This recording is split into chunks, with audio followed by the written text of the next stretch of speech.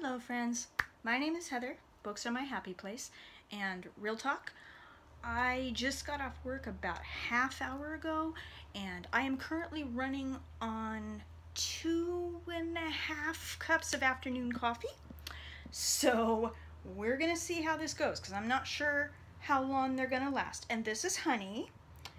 She'll probably be popping in and out, but that's okay. And this is little Honey. So hey friends, I just thought I would pop in to say hello, introduce myself to you, and chat with you a bit about my plans for the upcoming TomeTopple readathon. Very excited about that.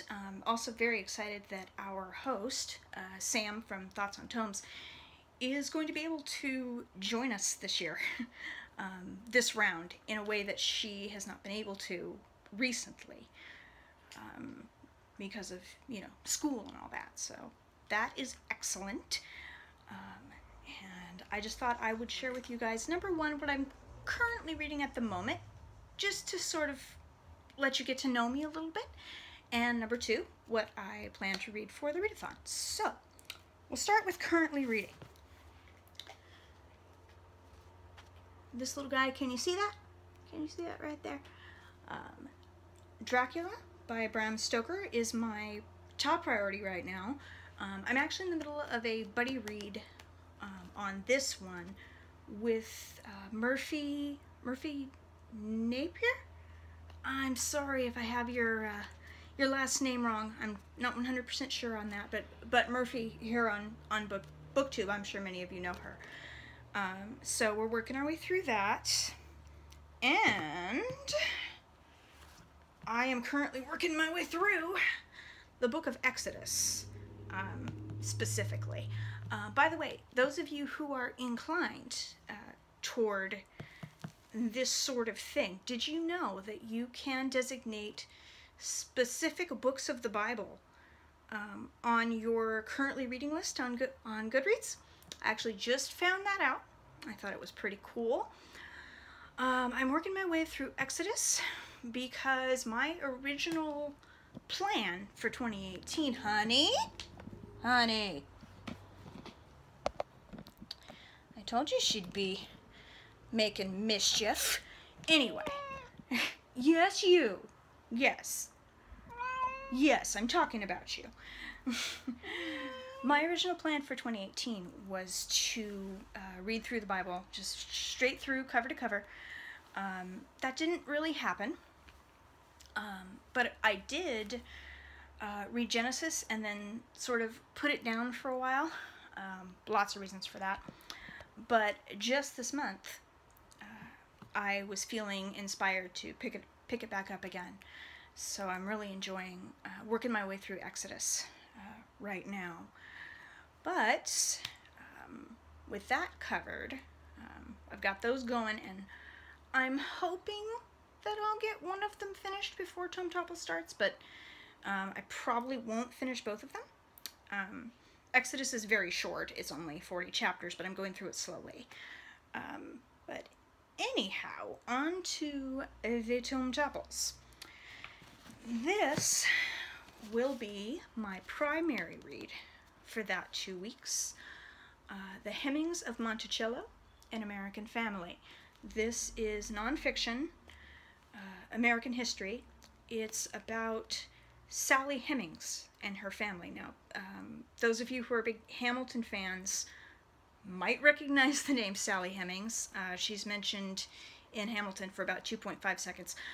But for those of you who are unaware of her, Sally Hemings was the slave of Thomas Jefferson, and she's often referred to as his mistress as a euphemism, but considering he had total power over her, and her thoughts on the matter would have been incidental at best, she was his victim, guys. She was not his mistress, okay? She was his victim. And he and Sally had several children together, and it got into the papers, and it became this big scandal, and yada, yada, yada. But that's not what this book is about. This book is actually about the Hemings family. and their roots and where they came from and where they went, following the affair that history remembers regarding the president and Sally Hemings. This is about the Hemings family themselves, sort of giving them a voice in the midst of all that. The 18th century, I'm a big history buff, by the way. You'll find that out pretty quickly. And the 18th century is a favorite period of mine, especially American colonialism, because I firmly believe that we cannot know where we are going until we understand where we have been.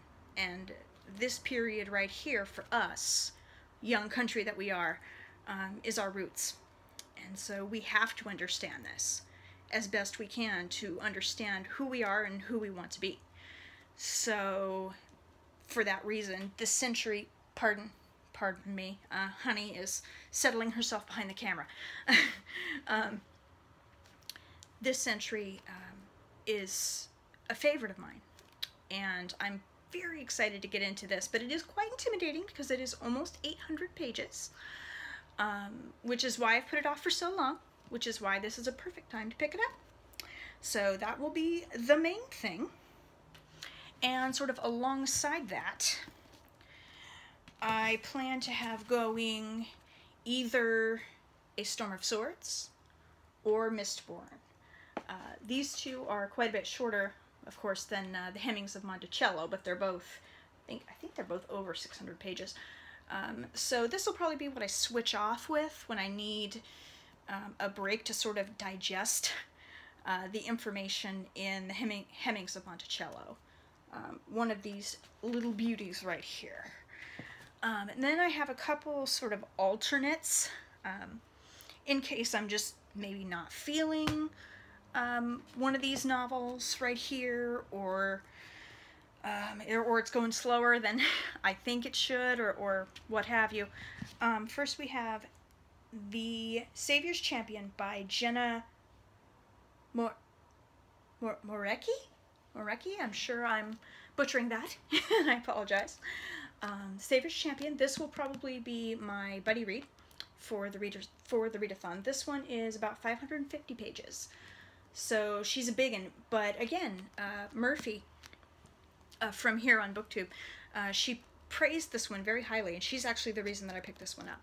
So I'm looking forward to checking this out. Whether it's this coming week for the readathon, or not, we shall see. The other alternate that I have, just in case my reading mood changes, because it does tend to be capricious, is Victoria the Queen by Julia? Yes, by Julia Bayard. This one is another hefty one. I think it's hovering around the 800-page mark as well. With this, if I do get here, and with the Hemings of Monticello, I'm planning on switching off between the physical and audiobook, just to give myself a little more reading time and more of a chance to process what's in front of me for that moment. So I'll tell you the truth, guys, I'm a little bit nervous about this one, not just because of its size, but because it does deal with American slavery, which, of course, is a pretty difficult topic for anyone with any kind of compassion. Very difficult topic to process and to think about, but I am looking forward to it because I think the challenge is important. And I've actually owned this book for a while and just haven't felt quite ready for it, but I'm looking forward to it because I'm feeling ready for it now. And I'm excited to find out more about this family and try to understand them a little bit. And in trying to understand them, hopefully understand a little bit more about the roots of my country. through the eyes of people that haven't had much of a voice up until very recently. And by the way, another thing that I really like about this book is that it was written by a Harvard professor who also happens to be a black woman. So it's sort of a different perspective on Monticello than we're used to getting. This was written by Annette Gordon-Reed, and I'm looking forward to digging into Annette's research and hearing what she has to say. So that's probably more than I'm going to get to in the next 2 weeks, but I will be pleased. Oh, I almost forgot one more. For the graphic novel challenge. I have a graphic novel in digital form, ebook form, called From Hell, and it is based on the Jack the Ripper murder case. Again, we've got a little bit of a historical theme going on there. That one is about 530 pages, so maybe I'll switch off with that when I need a moment to, process this big guy. So probably won't get to everything I just showed you, but I will be thrilled if I can get to The Hemmings of Monticello, one of these novels, and the graphic novel. I will consider it a successful week if I can complete those. So, very excited. Can't wait to dive in, and looking forward to sharing the experience with all of you. Alrighty, you guys have an excellent week, and I will see you soon.